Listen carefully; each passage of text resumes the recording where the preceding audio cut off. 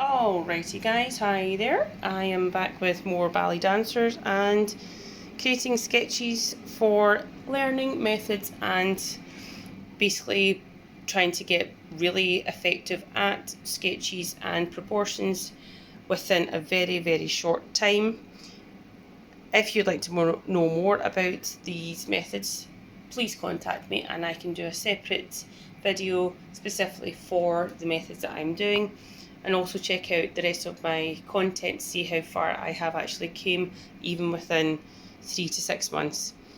So I was not able to do these positions, as you will see in other videos, even a month ago, so please check them out and I will do a separate video. And I'll also address the different terms that I cover in these short videos. So these videos are to basically hold me accountable and also show you the skills that I'm gaining. I utilise less lines, less pressure on the pencil, geometric and observational methods, and also good speed.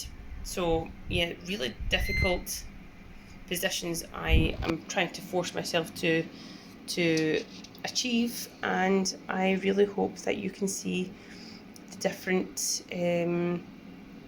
gains I'm gaining essentially.